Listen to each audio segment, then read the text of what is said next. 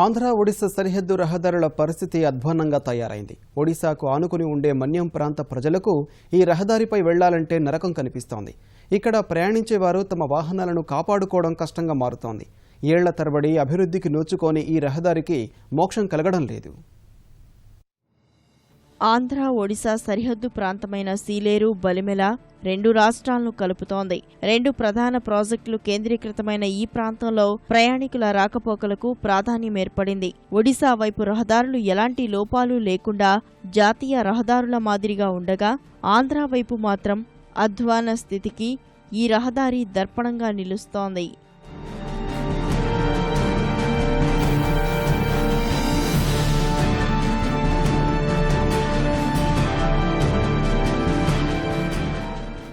సీలేరు నుంచి బలిమెల ప్రాజెక్టుకు వెళ్లే దారి ప్రయాణికులకు నరకయాతన చూపిస్తోంది. ఒడిశా వైపు మార్గం సాఫీగా ఉండడం, సీలేరు వైపు మరే రహదారి ఇంత అధ్వాన పరిస్థితి లేకపోవడం ఈ ప్రాంతంపై పాలకులు చూపుతున్న నిర్లక్ష్యానికి అద్దం పడుతోంది.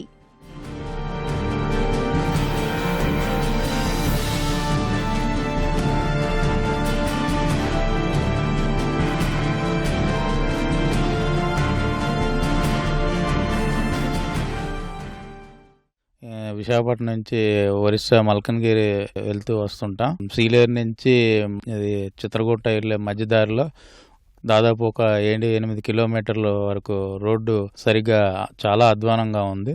ఒరిస్సా వైపు చాలా బాగున్నాయి రోడ్లు. మనకి ఆంధ్ర ఒరిస్సా బోర్డర్ లోనే ఇంత దారుణంగా ఉన్నాయి. దయచేసి మీరు రహదారిని మెరుగుపరుస్తారని కోరుకుంటున్నాం.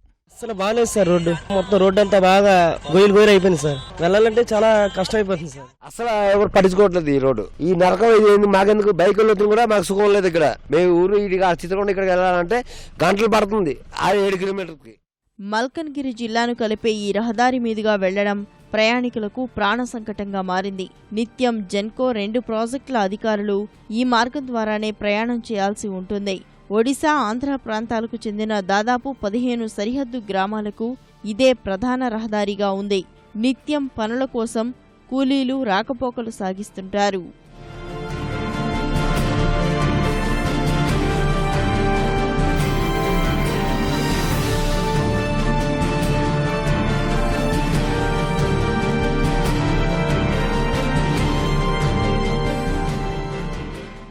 రాష్ట్రంలోని అన్ని ప్రాంతాల్లో రహదారులు నిర్మిస్తున్న ప్రభుత్వాలు అంతర్రాష్ట్ర రహదారులపై దృష్టి పెట్టాలని సరిహద్దు గ్రామాల ప్రజలు విజ్ఞప్తి చేస్తున్నారు.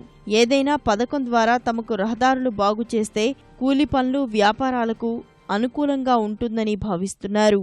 గూడెం కొత్తవేది మండలంలోని సీలేరు అటవీ ప్రాంతం నుంచి చిత్రకొండ ప్రాంతానికి కలిపే ప్రధాన రహదారి ఇంత అధ్వాన స్థితిలో నెలకొని ఉంది. ఎప్పటికీ ఈ మార్గం కావడం లేదన్నది ఇక్కడ ఈ రోడ్డు మీద ప్రయాణించే వారి అనుభవం. కెమెరామెన్ శ్రీనివాస్తో కూర్మరాజు, ఈటీవీ న్యూస్, సీలేరు.